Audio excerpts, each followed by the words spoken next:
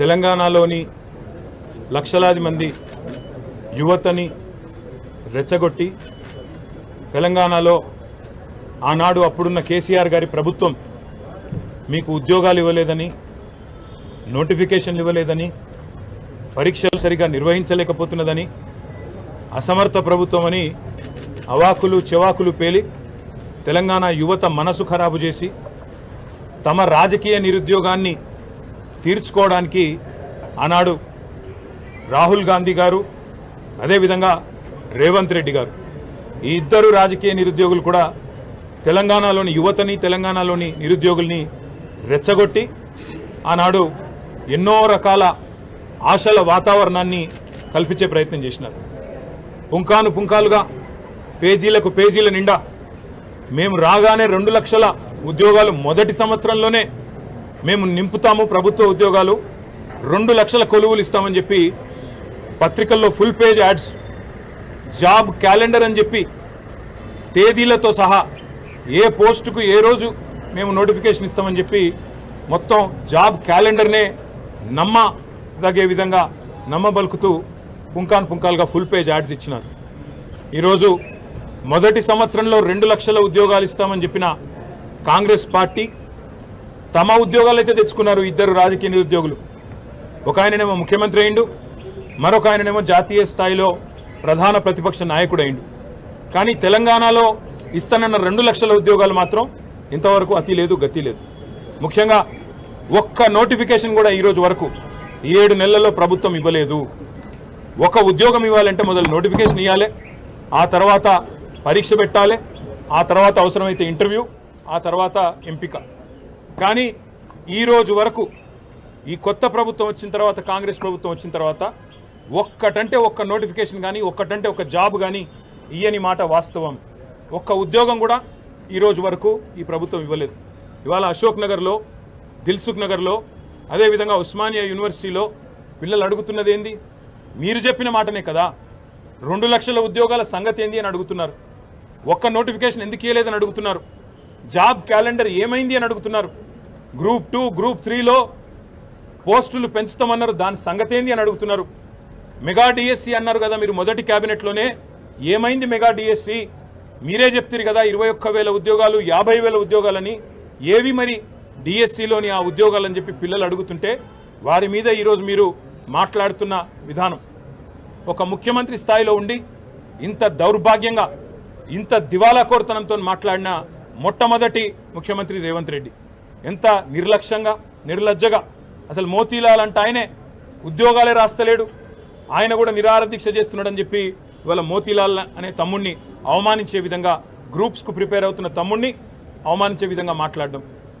ఎవరినైతే ఏ కోచింగ్ సెంటర్లను ఆలంబనగా చేసుకొని అశోక్ నగర్కి నువ్వు మీ రాహుల్ గాంధీ పోయి 2 ఉద్యోగాలు సంపాదించుకున్నారో, ఇవాళ అక్కడ కోచింగ్ సెంటర్లు నడుపుతున్న యువతని, అశోక్ కావచ్చు, రియాజ్ కావచ్చు, మరొకరు కావచ్చు, ఆ కోచింగ్ సెంటర్ల నిర్వాహకులందరినీ అవమానించే విధంగా 150 కోట్లు, 100 కోట్లు సంపాదించడానికి పరీక్షల పోస్ట్ పోన్మెంట్ అడుగుతున్నారు. వాళ్ళ కోసం, వాళ్ళ స్వలాభం కోసం పాకులాడుతున్నారని చెప్పి వాళ్ళను అవమానించే విధంగా మాట్లాడడం. అందుకే ఇవాళ తెలంగాణ యువత బగ్గుమంటున్నది. ఎన్నో ఆశలతో కాంగ్రెస్ ప్రభుత్వం 2 లక్షల ఉద్యోగాలు మొదటి సంవత్సరంలో ఇస్తుందని చెప్పి ఏ యువతనైతే మమ్మల్ని దించి మిమ్మల్ని గద్దెనెక్కించిందో ఈరోజు అదే యువత నిన్ను ప్రశ్నిస్తున్నది. రేవంత్ రెడ్డికి అందుకే చెప్తా ఉన్నాం, 7 నెలలు అయిపోయింది, 8వ నెలలో నీ ప్రభుత్వం అడుగుపెట్టింది. ఈ 8 నెలల్లో ఒక్క నోటిఫికేషన్ ఇవ్వలేదు. మరి మిగతా 4 నెలల్లో ఎట్లా ఇస్తావు 2 లక్షల ఉద్యోగాలకు నోటిఫికేషన్లు? ఎట్లా ఇస్తావు 2 లక్షల ఉద్యోగాలు? జవాబు చెప్పాలని చెప్పి నేను రేవంత్ రెడ్డి గారిని డిమాండ్ చేస్తా ఉన్నా. మిమ్మల్ని వదిలిపెట్టాం, శాసనసభలో నిలదీస్తాం, క్షేత్రంలో నిలదీస్తాం. ఏ పిల్లలనైతే నువ్వు మోసం చేసినావో ఆ పిల్లలకు మేము అండగా ఉంటాం. తప్పకుండా ఆ పిల్లలతో ఐక్యంగా కొట్లాడతాం. ఇది ఏదో 2 రాజకీయ ఉద్యోగాలకు సంబంధించిన పంచాయతీ కాదు, లక్షలాది మంది తెలంగాణ యువతకు వారి భవిష్యత్తుకు సంబంధించిన అంశం. కాబట్టి ముఖ్యమంత్రి గారు ఇకనైనా బేషజాలకు పోకుండా, అనవసరపు ప్రెస్టేజ్కు, ఫాల్స్ ప్రెస్టేజ్కి పోకుండా, ఈగోకి పోకుండా అహంకారం తగ్గించుకొని ఇవాళ కండకావరంతో మాట్లాడే విధానాన్ని తగ్గించుకొని ఆ పిల్లలకు క్షమాపణ చెప్పి 2 లక్షల ఉద్యోగాలు ఇస్తానన్న మాట నిలబెట్టుకునే దిశగా వెంటనే నోటిఫికేషన్లు ఇవ్వాలని, వెంటనే ఆ ప్రక్రియ ప్రారంభించాలని వారు డిమాండ్ చేస్తున్న విధంగా గ్రూప్ 2, గ్రూప్ 3లో పోస్టుల సంఖ్య పెంచాలని, అదే విధంగా డిఎస్సి విషయంలో కూడా మీరే ఏదైతే మాట చెప్పారో ఆ మాటను నిలుపుకోవాలని ఆనాడు మీరే చెప్పారు ప్రతిపక్ష నాయకుడిగా 21,000 ఉద్యోగాలు ఉన్నాయని చెప్పినారు. అవి కూడా వెంటనే నోటిఫై చేయాలని, అదేవిధంగా గ్రూప్ 1లో కూడా 1:100 నిష్పత్తిలో పిలవాలని మేం పెట్టిన డిమాండ్ కాదు.